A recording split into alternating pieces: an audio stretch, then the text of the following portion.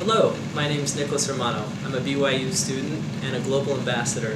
Today we'll be talking about Africa and some of the news happening around the world. To give you some background, we'll be discussing today Somalia and where it's located and what has been happening there and what's making the news. So first, Somalia is a country located in the Horn of Africa. It's had several problems with civil war. Starting in 1991, there was an outbreak of civil war. They have no centralized government, and still in many of the regions in Somalia they suffer from lack of a centralized government, and there's lots of chaos. Somalia is considered, in fact, a failed state. They are viewed as one of the poorest and most violent states in the world. Because of a decentralized government, or because of a lack of government, this tends to be a breeding ground for radical groups. The U.S. is concerned with Somalia because of one particular Islamic terrorist group that has ties to Al-Qaeda. They are known as Al-Shabaab.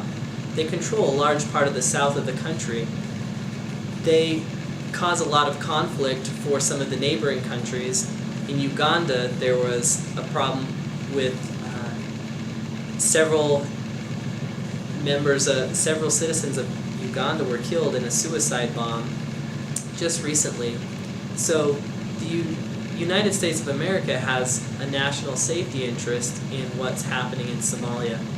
They support what's called the transitional federal government, which is the attempt of the United Nations, the Union of Africa, and the United States of America to come together and propose change in the area. By the year 2012, they hope to establish a constitution, so they'll be a more successful and stable country. So what's making the news in Somalia today specifically?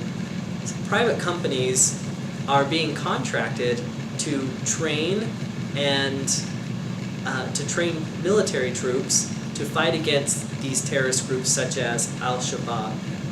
So Bancroft Global Development, it's an American private security company that in fact receives funding indirectly from the State Department to train local Africans to fight against insurgencies that may happen there.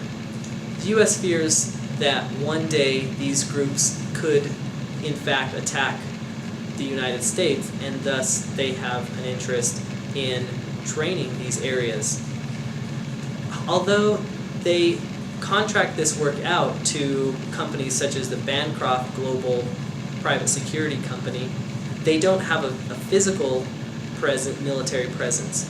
So what this means is they will give aid to countries, the U.S. will give aid to countries like Uganda and Kenya to support their countries, and these countries will then hire independent contractors or companies that are willing to train troops to fight against these terrorists. So what appears on the surface is that America doesn't have their hand in these areas, yet they are providing the funding to countries that are then hiring these organizations to advance on these terrorists. They hope that the Bancroft organization hopes to continuously improve living conditions. In fact, the United Nations believes that it has been quite successful so far, and terrorists have continuously receded from the cities that are commonly occupied by these terrorists. Bancroft receives millions of dollars for the work that they do, and recently they could be said to have received up to $7 million from the U.S. for training troops.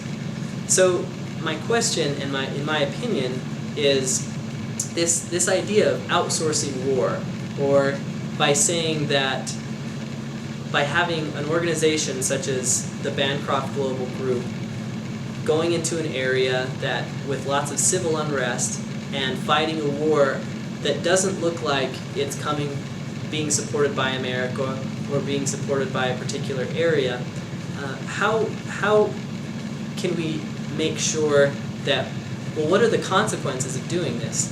Because when it comes down to who's to blame for incidences that happen, we can only point to the company themselves, and then the company acts as a protection against these other nations who are funding these particular activities. So is it okay to outsource war? Is it okay to give money to organizations who are willing to fight for a certain cause that we don't outright promote, but we want to sustain? So the question for thought is, how do we balance the risks and rewards of having a U.S. military presence on the ground in Somalia versus using third parties such as the Bancroft Global private security company to carry out an American strategy in Somalia?